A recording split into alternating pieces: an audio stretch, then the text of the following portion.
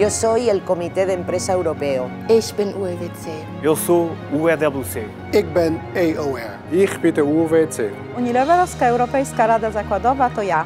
Io sono il CAE. Ich bin der Uewc. The Uewc is Unilever's European Works Council. 36 elected representatives from the 60 Unilever factories to fight for the rights of the Unilever employees, for better conditions of employment, to safeguard social standards, against dismissals and outsourcing of production. Since 1996, a strong committee in the service of the employees and a counterbalance to Unilever's management. The Uewc aims to represent employees in Europe towards the management as well as possible. It brings together the varying countries. We represent the workers. We speak for them. We help them make decisions. We take up all the questions and have a good debate on it. We are the right link to the management for discussions and exchange. To ensure that Unilever management and employees are working together. It's because it's important and we value it as a European management team. We try to influence them in small steps. The key is that you create a forum where you can discuss things with respect and mutual cooperation. Open, communicative, and wide awake. So they not only think on their own profits. Miejsc pracy, do bogacenia się po prostu samym sobie. The Uewc is 36 delegates chosen by employees in 21 European countries. The council meets twice a year and once with the Unilever management. Then in Rotterdam, where Unilever's headquarters are, it's down to business. Under the leadership of Herman Zoggerberg, the Uewc comes together with the European management to have intensive but respectful discussions. The problems of the employees will be negotiated for a whole day in 11 languages. It's about the future of the employees in Europe. For the European top management, the Uewc is an equal partner at the European level, as an opposition, as an advisor, and as an important channel of communication. Yeah, without the Uewc, we will all be split up and divided out in small separate units out in the countries basically without no rights. We wouldn't have this expanded horizon. It would be restricted to the local level. The workforce wouldn't have a voice back to the company. I think decisions would be taken without queries, without corrective.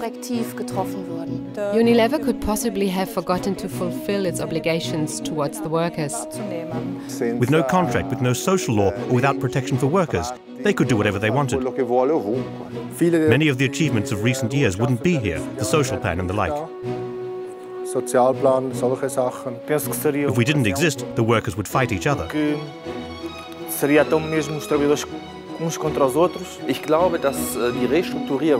I believe that many of the past and current restructurings would not have been carried out in such a socially acceptable and responsible way.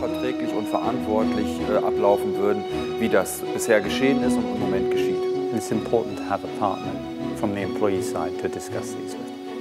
It's a good thing to have something like this. The Uewc has 36 members coming from 21 nations. Each of them has different problems and ideologies. The ECC subgroup has been set up to safeguard smooth cooperation throughout the year. It coordinates the different interests.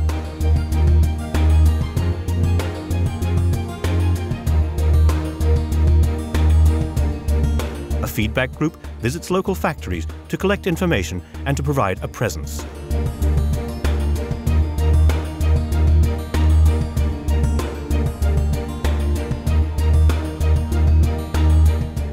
Like the case of the Unilever factory in Aranjuez, near Madrid. A whole factory is to be closed here. The Uewc is alarmed. The feedback group, under the leadership of Herman Zoggerberg, moved to Aranjuez very fast.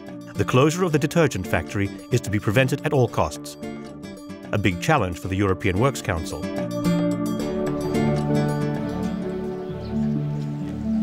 The aim of the ECC feedback group: to speak with the workers, to collect information, to lobby factory management, and to influence policy. But the Uewc can only advise in accordance with the law, not make its own decisions.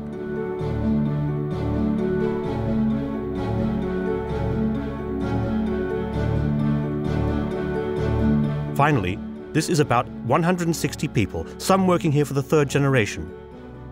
Like this Unilever employee, a father of 2 children. He has just bought an apartment. Now he faces dismissal. The visit of UEWC means a lot to him.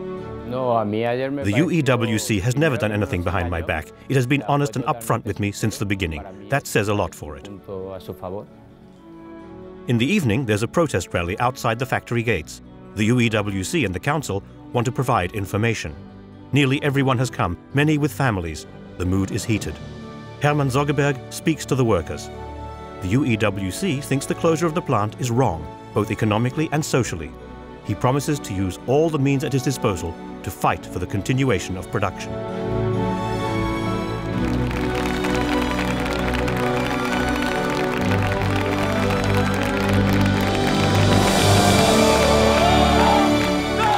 I have never seen a whole village stand behind the factory and gather in front of the factory gate. The next day, the UEWC meets with the mayor of Aranjuez and puts all its weight behind its arguments. But in vain.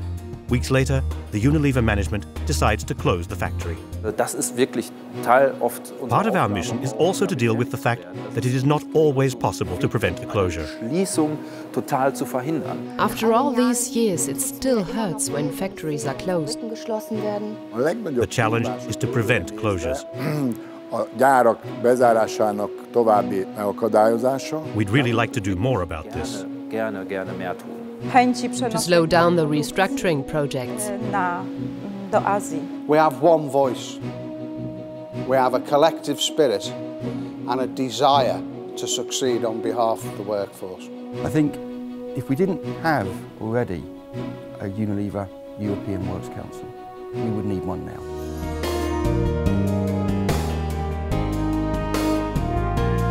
A very important approach to sustainable employment is the Barcelona Agenda, developed by the UEWC at its Barcelona conference in 2010 as an alternative to the restructuring agenda of the Executive Committee, to increasing dismissals and outsourcing. Of course, says the UEWC, the company must generate revenue and make profits.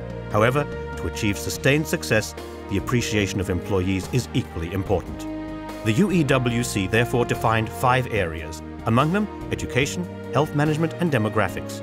The Barcelona Agenda as a sustainable counterpart to short-sighted profit-seeking.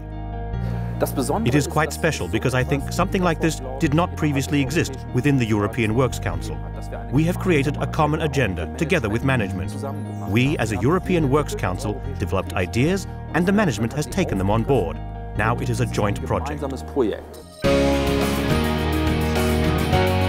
The UEWC gives employees a strong, united voice, which is heard by management. For some, the UEWC is a toothless tiger. For others, a wolf in sheep's clothing. Whatever the case, it is an indispensable creature.